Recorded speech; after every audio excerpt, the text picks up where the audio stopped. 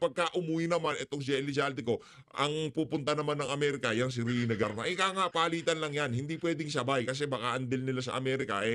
Pagka meron kayong papupuntahin dito dahil sa mga kontrobersya, isang tao lang dapat, hindi pwede dalawa. Yarin lamang siguro nasa ICC na itong si Tatay Digong, malakas na loob nitong si Rina Garma. Madam, siguro marami ho kayong pera ngayon. Siguro kung ano-ano pinangako sa inyo ngayon. Siguro yung inyong anak ay nasa Amerika na at ligtas na ngayong mga panahon na to. Ang sinisigurado ho natin dito, madam, ang karma ho ay mabilis. Ang balik ng karma sa inyo, mag-ingat ho kayo kung ano man ang pinaplano nyo dyan sa pag-uwi nyo na yan sa Pilipinas. Mag-isip-isip po kayo. Hindi habang buhay ang administrasyon ni Marcos Jr. Mababakuran kayo, mapoprotektahan kayo, ika nga. Darating ang oras na lahat ng pinagsasabi nyo sa mga pagdinig na yan, tatanungin ho natin ulit dito sa alin na to. Kung totoo nga ba may pumilit sa iyo, may nag-betting process ba sa'yo bago ka sumalang, lahat ho yan pag-uusapan. Ito, Zaldi ko ho muna tayo, okay? Ibig sabihin, ayaw niya Oh. talagang sumagot sa confidential fund dahil hindi niya Nako. kayang ipaliwanag. Oh. Kasi ninakaw niya yung pera. Nako, balik natin yung kapkalintulad na lohika nitong ni Elizalde ko dito sa flood control. Ibig sabihin, hindi mapaliwanag. Hindi, baliktarin ko lang Ibig sabihin, hindi mapaliwanag ni Saldi ko yung mga insertion. Hindi mapaliwanag ito kontrobersya sa flood control. Ibig sabihin mo ba nun, ninakaw na ni Saldi ko? Hindi. Hindi ganun yun. Doon sa confidential fund, meron ho talagang rules na hindi dapat i-disclose yung mga pinaggamitan kasi maraming buhay na makukompromiso. Pero dito sa flood control, wala tayong ganong rules. Pwede mong ipaliwanag, pwede kang magsalita kung saan napunta, sinong naglabi, sinong nag-insert, sinong anak ng tokwa, sinong kontraktor. Malalaman natin lahat yan. Pero bakit hindi nyo ho kayang ipaliwanag sa sambayan ng Pilipino? Ang tanong dito, ninakaw nyo ho ba? Tanong nga, di ko sinasabing ninakaw mo, Zaldi ko. Sinasabi dito ng ating mga kababayan, yung kapares na lohika na banat mo kay BP Sara, gagamitin naman natin ngayon sa'yo. Hindi mapaliwanag ni Sara yung confidential fund kasi nga merong rules. Hindi pwede kasi maraming buhay na makukompromiso. Yung mga informant, yung mga asset, yung mga di ba? Dito walang asset dito, walang informant dito. Bakit hindi mo kayang ipaliwanag ang insertion bilang appropriation chairperson, di ba? Oh. Ang tanong dyan, Oh. isauli niya dapat yung pera. Oh, yun na. Ibig sabihin, Ang tanong dito, kung hindi mo rin lang naman kayang ipaliwanag, Zaldi ko, isaoli mo din yung pera. Di ba? Ganyan lang naman. Ibabalik namin sa lahat. Back to you lahat sa iyo yan, Brad, ha? Tandaan mo yan. ayaw niya talagang sumagot sa confidential fund dahil hindi niya kayang ipaliwanag. Kasi ninakaw niya yung pera. Oh, yun naman pala. At meron ako surprise dito. Surprise. Hindi. Ulit. Ulit. Ito. Surprise mother father. Ayun. Ay, mga mother father. Anak ng tokwa, parang ikaw pala yung mag-asawang diskaya. 2013 pa lang, nagtatrabaho ka. Sinong kasama ni Zaldi ko dyan? Sinong kasama ni Zaldi ko dyan? Anak ng tokwa. Kaya pala galit ka sa mga Duterte. Yari tayo dyan, ha? Zaldi ko, magpakita ka na. Napapaligiran ka na namin. PH, ginawa mo namang kriminal si Zaldi ko? Hindi. Hindi natin siya ginawang kriminal. Di ba? Ang atin lang naman dito, magpakita na siya dahil napapaligiran na natin siya. Ganun lang naman. Diba? Magpakita ka na, napapaligid. Eto mga kababayan, rekta na ho tayo dito kay Ruina Garma. Nagagawa natin, ganyan ho talaga buhay. Ayan, eto, basahin ho natin ang... saan na ba yung file natin? Ayun, eto mga kababayan. Kinumpirma ng Bureau of Immigration ang pagbabalik sa Pilipinas ni retired police colonel Ruina Garma na nagsiwala sa umano'y reward system sa kasagsagan ng madugong war on drugs ni dating Pangulong Rodrigo Duterte. Ayon sa BI, dumating ang eroplano sinasakyan ni Garma sa Ninoy Aquino International Airport Terminal 1 mula United States nitong Sabado, September 7. Nag-apply si Garma ng asylum sa US dahil sa umano'y banta sa kanyang buhay kung babalik siya sa bansa. Ngunit tinanggi ang kanyang hiling na iditine sa California ng US Immigration matapos makansela ang visa niya noong November 2024. Hindi, kailangan na rin kasi niya umuwi. Kailangan na kasi niya umuwi. Diba? Kailangan na ho kasi talagang umuwi ni Ruina Garma. Dahil, kayo naman itong si Zaldico, tsaka ang si Tamba, gulpi sarado na sa sambayan ng Pilipino dyan sa issue ng flood control. Kailangan meron tayong pantakit butas ka nga. Ngayon, dahil nakansila na, tagal na palang nakansila ng visa niya di ba? Noong pang November 2024. Bakit ngayon lang siya pauwiin? Anak ng tokwa, may dahilan kung bakit siya pauwiin.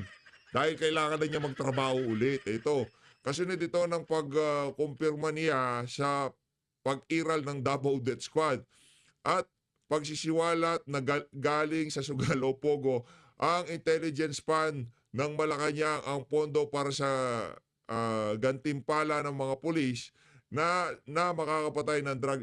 Nakanantoka naman. Ruina Garma, ang laki ng ang laki ng problema mo sa utak. Ito mga Hindi, kung wala kang problema sa utak, di mo papayagan yung tipong yung tipong sasabihan ka ng ganit ay sa bagay. Ang pala sa kanya, pinantakot sa kanya nila nitong sila Paduano, yung anak mo, yung ganito mo. Alam ko, merong ganyan yan. Di ba? Ayun, kinabahan itong Ali. I-detain siya dyan, maya-maya kumanta na, okay? Ganon na ganon yung script. Kaya yung mga kontraktor na isasalang dyan sa House of Representatives tapos biglang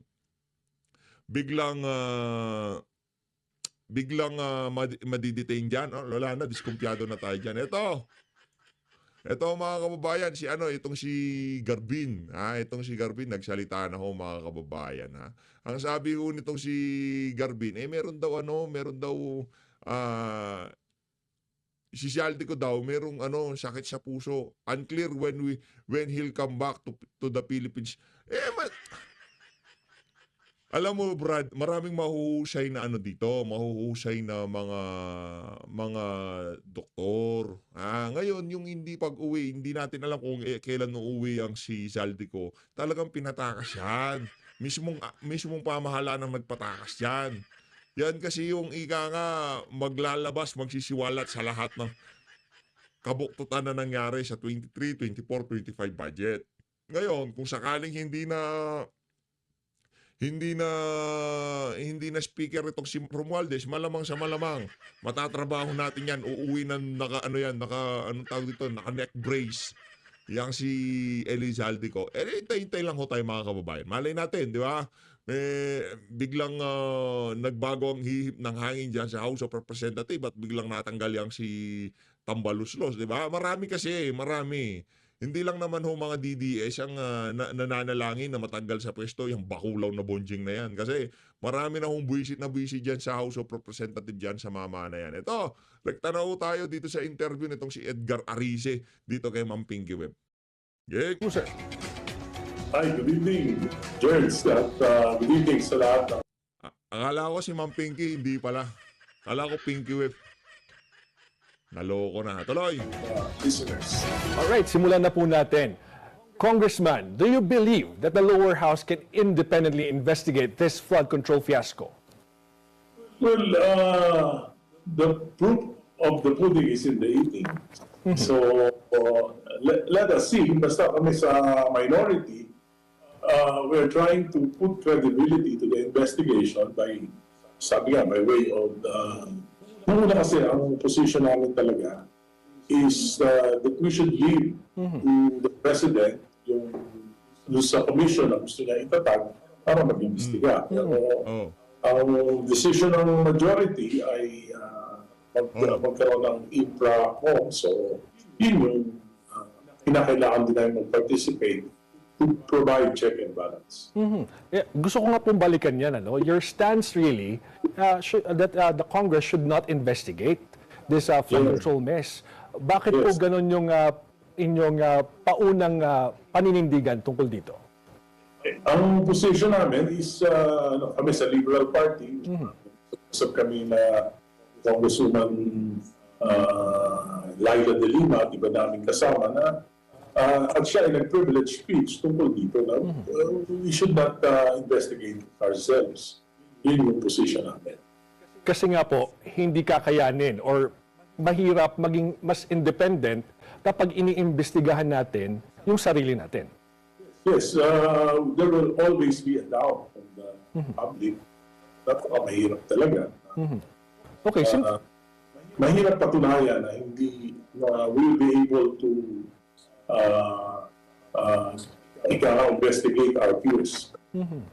well, since gumugulong na po itong investigasyon sa Kamara, baka ang tanong na lang is how can lawmakers keep a neutral or objective stance pagdating dito? Lalo pa ngayon at nababanggit na nga po ang ilan sa inyong mga kasamahan sa usaping flood control scam. Kaya ang motion na aprobahan naman ng committee, before we start again with the investigation, we'll have to submit a parang full disclosure of our involvement in contracts, government contracts. Kaya yan yung isa sa mga, yan ay sinulong ni Congressman Chelco, na-aprobahan naman. Pangalawa, ako naman ay dahil sa pagtatanong ko kay Secretary Nonoan at sinabi niya na wala silang kinalaman pagkatapos ng second reading sa small committee at sa BICAM, Senate Congressional BICAM na budget, ay hindi na nila alam kung ano nangyari at wala silang kinalaman sa mahigit 100 bilyong insertions. At karamihan po ng mga flood control projects na ito, hindi lang noong 2025, 2024 at maging 2023, ay talagang mga flood control projects. Kaya sabi ko, we have, at sila lang nakakaalam, yung Committee on Appropriations headed by Congressman Saldico at the Senate Finance Committee headed by Senator Grace Mo. Kaya sabi ko, dapat siguro maintindihan sila pareho para may paliwanag nila sino yung mga proponents itong mga proyekto na ito at saan sila kumuha ng mga program of work at paano pinoseso ng mga staff nila sa committee. At dyan na po nagsimula yung medyo kaguluhan during that hearing dahil maraming umalma sa inyong motion.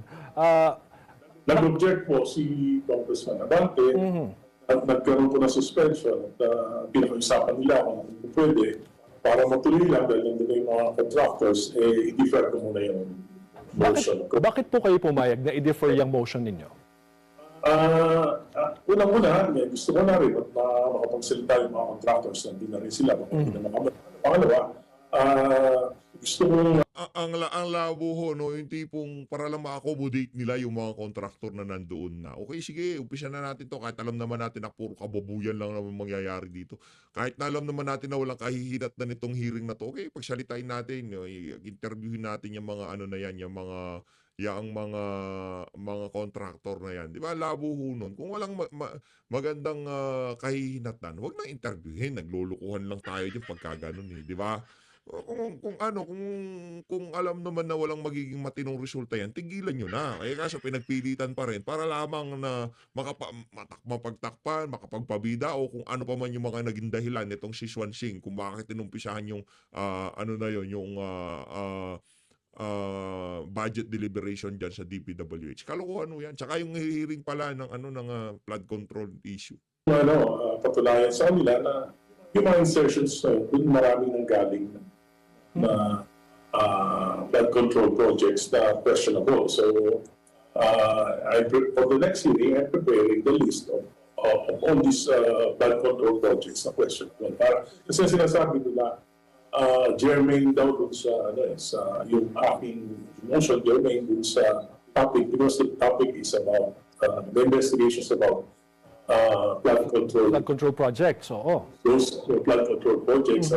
Yung tinatanong ko raw tungkol sa issue ng 2025 budget. Oo, pero sinabi po ni Congressman Redon that Congressman Zaldico will be summoned if he's linked to the flood control anomaly but not on the 2025 budget insertions. So kailangan nga, parang meron doong caveat na kailangan maidikit nyo muna yung pangalan niya dito sa mga maanumalyang flood control projects bago natin siya ipatawag sa Kamara. Yun po ba ang gusto nyo mangyari? Hindi ko naman ina-accuse si Congressman Saldi ko. Gusto ko po malaman dahil sila yung proseso, malaman natin kung sino yung mga components. Kumbaga, yung po... Magkakaalaman. Hindi yung tipong, pagka ba sinabi mo, kailangan nating makausap si Congressman Elizalde ko, ibig sabihin ba nun, siya na kagad pinagbibintangan natin? Hindi ganun yun. Ang sinasabi natin dito, yan si Salde ko, siya ang nakakaalam. Okay, wala si Salde ko. Pagka pinaharap natin, alam nyo bakit ayaw ng anuhin, yung si Estela Kimbo? Kasi alam naman nila, utusan lang yun ni Elizalde ko. Pagka sinabi ni pinatawag yan si Rina Garma, sasabihin lang niya, kaya ano hindi ko alam, kay Congressman Elizalde ko yan. O balik na naman tayo sa square one, Elizalde ko, ba't di pa tayo dumirekta sa kanya, di ba? Punot dulo ng... Straight from the horse's mouth. Oo. They're the ones who prepared the BICAM report. They signed the BICAM report together with Senator Crespo, so they should know. Paano po yan ngayon na may sakit po itong si Congressman Zaldico at nagpapagaling daw sa US? Then we'll have to wait for him. But will you again file a motion in that effect po sa mga susunod na hearing na dapat talaga humarap siya? O ano bang pwedeng gawin ng komite? Deferred lang naman yung motion Okay. ko. I can raise it anytime. Alright. So, sa tingin niyo po ba, bakit ayaw ng mga kasamahan niyo na ipatawag itong si Congressman Zaldico? Yan. Kasi siguro na ang kanilang sinasabi, we cannot guide our own peer kasi kahit na hindi sila member, hindi natin maobliga yung member ng kasama natin na kongresista. Ang sinasabi ko naman, it's the responsibility of Congressman Saldico to explain because hindi naman nakataya dito yung kanyang reputation lang. Nakataya dito yung reputation ng buong Kongreso. But do you think it's fair na gano'n? It's fair. Kasi kung wala namang problema, bakit naman hindi magsasalita? Alright. So ngayon po, pag-usapan natin sir yung sumunod na motion, itong full disclosure among the members ng Infra Committee hearing. Pakilinaw lang po ito. Pag sinabing full disclosure, is this in a form of writing na kailangang isumite sa committee bago kayo makaupo doon sa mga susunod na pagdinig? Yes. Actually, wala ka namang government contracts. So certify ka lang, authorized na talagang you are not involved. Construction.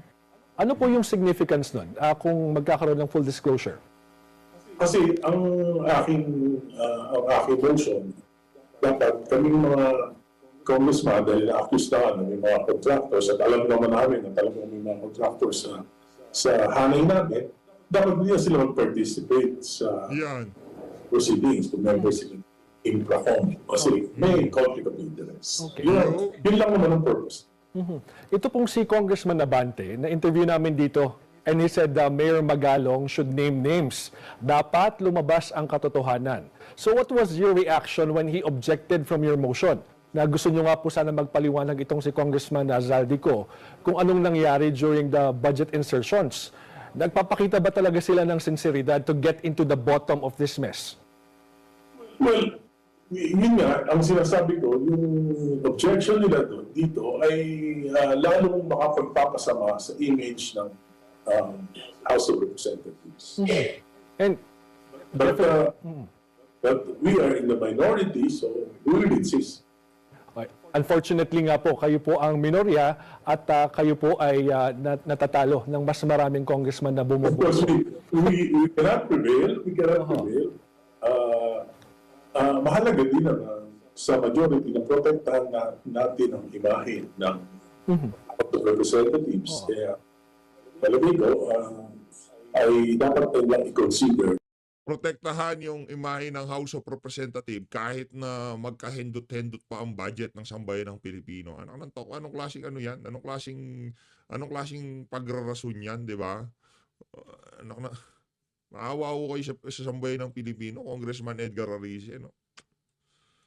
Sabagay, ano lang naman kayo dyan, kumbaga para hindi naman magmukhang inutil ang oposisyon, kaya yun lang naman ginagawa yan. Masyado namang obvious kasi kung talagang sincero ya ang pagbalagbag nyo na yan sa issue ng flood control, hindi nyo pahihintulutang mangyari yung mga maniobra dyan sa mga hearing. Di ba, halimbawa ako, totoong opposition ako, totoong minority ako dyan sa House of Representatives. Sa tingin niyo ba mga kababayan, pahihintulutan ko na babraso-brasuhin lang yung motion ko?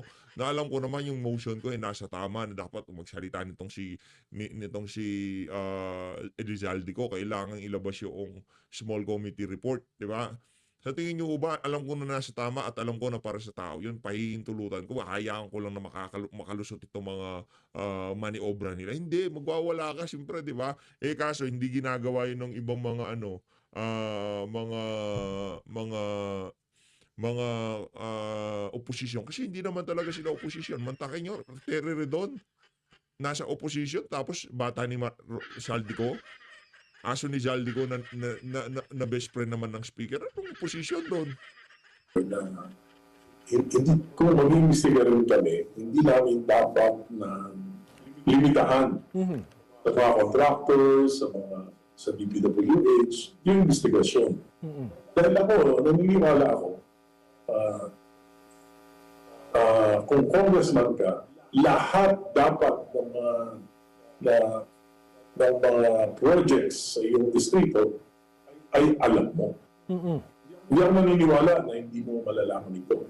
At kung lumabas ito, for example, in the 2025 budget, kung lumabas ito na hindi nila alam na nakapasok, paglabas, makikita din nila. At kung makikita nila may diferensya, dapat talagang magsasalita din sila.